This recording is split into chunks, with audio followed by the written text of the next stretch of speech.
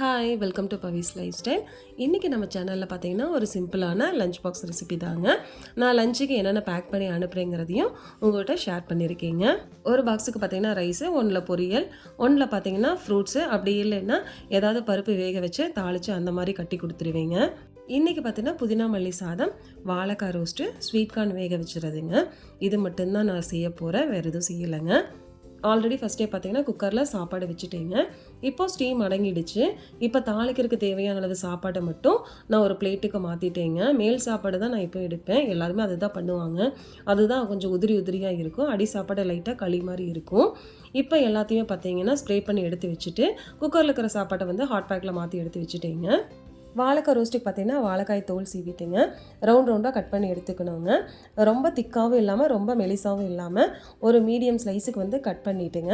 தண்ணியில் கொஞ்சமாக உப்பு சேர்த்து ஒரு பாதி வேக்காடு வேகிற அளவுக்கு விட்டு எடுத்துட்டுங்க தண்ணி வடிச்சுக்கணுங்க. அதுக்கப்புறம் மசாலா பார்த்தீங்கன்னா இஞ்சி பூண்டு பேஸ்ட்டு, உப்பு, மஞ்சள் தூள், மிளகாய் தூள், கடலை மாவு, அப்படி இல்லைன்னா அரிசி மாவுங்க, கொஞ்சமாக எண்ணெய், தண்ணி, காஞ்ச வெந்தய இலை, இது எல்லாத்தையும் சேர்த்துட்டுங்க நல்லா மசாலா பேஸ்ட்டு மாதிரி ஆகிடும். அதுக்குள்ளே வாழைக்காய் போட்டு மிக்ஸ் பண்ணி எடுத்துட்டுங்க கொஞ்ச நேரம் அப்படியே நம்ம மீனை ஃப்ரை பண்ணுறது காய வைப்போம்லங்க, அந்த மாதிரி காய வச்சுடுவேன். லஞ்ச் பேக் பண்ணுறதுக்கு ஒரு 15 மினிட்ஸுக்கு முன்னாடி அதை தோசைக்கல்லில் போட்டு ஃப்ரை பண்ணி எடுத்துக்குவேங்க.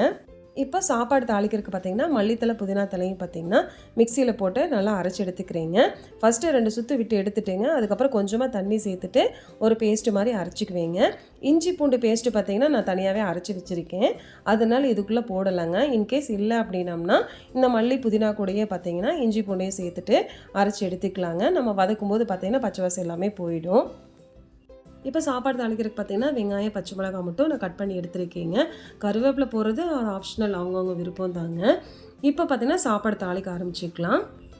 ஸ்வீட் கார்ன் பாதி வெந்துருச்சுங்க. பக்கத்தில் இன்னொரு அடுப்பில் மாற்றிக்கிறேங்க. ஏன்னா அந்த அடுப்பில் தாளிக்கும் போது பார்த்தீங்கன்னா பக்கத்தில் வச்சுருக்கிற பாத்திரம் எல்லாமே எண்ணெய் தெரிச்சிடும். அதனால நான் இந்த அடுப்பில் மட்டும்தாங்க தாளிப்பு செய்வேன். இப்போ பாத்திரத்தை வச்சுட்டு கொஞ்சமாக எண்ணெய் ஆட் பண்ணியிருக்கேங்க. கொஞ்சமாக நெய்யும் சேர்த்துட்டோம்னாலும் இன்னும் ஸ்மெல்லு நல்லாயிருக்கும். இப்போ நான் எண்ணெய் மட்டும்தான் சேர்த்துருக்கேங்க. எண்ணெய் காஞ்சதுக்கப்புறம் பார்த்திங்கன்னா சோம்பு, பட்டை, கிராம்பு, ஏலக்காய் இதை மட்டும் போட்டுக்கிறேங்க. இது நல்லா பொரிஞ்சதுக்கப்புறமா பார்த்திங்கன்னா வெங்காயம், பச்சை மிளகாய் இதையும் சேர்த்துட்டு நல்லா வதக்கி விட்டுட்டு தேவையான அளவு இஞ்சி பூண்டு பேஸ்ட்டு, ரொம்ப அதிகமாக போட்டோம்னா ஒரு மாதிரி கசப்பு மாதிரி வந்துடும், அதனால் கொஞ்சமாக சேர்த்துக்கோங்க. சேர்த்துட்டு நல்லா வதங்கினதுக்கப்புறமா நம்ம அரைச்சி வச்சுருக்க பேஸ்ட்டு அதை எல்லாத்தையும் போட்டுட்டு நல்லா பச்சை வாசம் போகிற அளவுக்கு வதக்கிக்கணுங்க. இது கூடவே தேவையான அளவு உப்பும் சேர்த்துக்கலாங்க. இந்த மசாலா கூடவே பார்த்திங்கன்னா கொஞ்சமாக நான் மஞ்சள்தூள் சேர்த்துக்குவேங்க. மஞ்சள்தூள் சேர்க்கும்போது பார்த்திங்கன்னா சாப்பாடு பார்க்குறக்கே ஒரு அட்ராக்டிவான பிரைட் கலரில் கிடைக்கும். இந்த மாதிரி தாளிக்கிற டைமில் பார்த்திங்கன்னா கொஞ்சமாக நிலக்கடலை, அப்படி இல்லைன்னா முந்திரி ஏதாவது சேர்த்துட்டோன்னா இன்னுமே நல்லா இருக்குங்க. நம்ம சாப்பிடும்போது ஒவ்வொரு வாய்க்கும் நட்ஸ் வரும்போது க்ரன்ச்சியாக இருக்கும். இப்போ இந்த மசாலா பார்த்திங்கன்னா பச்சை வாசம் போகிற அளவுக்கு நல்லா வதங்கணுங்க. இந்த தண்ணி எல்லாமே லைட்டாக சுண்டி வரணும். அந்த கேப்பில் பார்த்திங்கன்னா நான் பக்கத்துலேயே தோசைகளை வச்சுட்டு வாழைக்காயை ஃப்ரை பண்ண ஆரம்பிச்சிட்டேங்க. வாழைக்காய்க்கு இந்த மாதிரி ஃப்ரை பண்ண பார்த்திங்கன்னா அதிகமாக எண்ணெய் யூஸ் பண்ண தேவையில்லை. பொரியல் செய்கிறதுக்கு பார்த்திங்கன்னா இந்த ரோஸ்ட்டு வந்து எல்லாருமே விரும்பி சாப்பிடுவாங்க. மேக்ஸிமம் நான் வாழைக்காய் வாங்கினா இந்த மாதிரி தான் ட்ரை பண்ணுவீங்க. கொஞ்சமாக எண்ணெயை வந்து ஸ்ப்ரே பண்ணி விட்டுட்டு ஒரே ஒரு வாழைக்காய் தாங்க, அதை ஒரே டைமில் எல்லாத்தையும் வச்சுட்டேங்க. தோசைக்கல் நல்லா சூடானதுக்கப்புறம் பார்த்திங்கன்னா நான் லோ ஃப்ளேமுக்கு மாற்றிடுவேங்க. அதுக்கப்புறம் வாழைக்காய் எல்லாத்தையுமே வச்சுட்டு 2 சைடும் லோ ஃப்ளேம்லேயே ஃப்ரை பண்ணி எடுக்கணுங்க. இப்போ தேவையான அளவு எண்ணெய் மட்டும் அப்பப்போ ஸ்ப்ரே பண்ணி விட்டுக்கலாங்க. ஏன்னா ரொம்ப ஹையாக வச்சுட்டோன்னா வாழைக்காய் மசாலா எல்லாமே கருகி போய் நம்மளுக்கு தீஞ்ச வாசம் அடிக்கும், அதுக்காகத்தாங்க. வாழைக்காய்க்கு பார்த்திங்கன்னா லைட்டாக லெமன் ஜூஸ் போட்டனாலும் போடலாம். எங்களுக்கு அந்த புளிப்பு பிடிக்கிறது இல்லைங்க, அதனால அதிகமாக சேர்த்துக்கிறது இல்லை.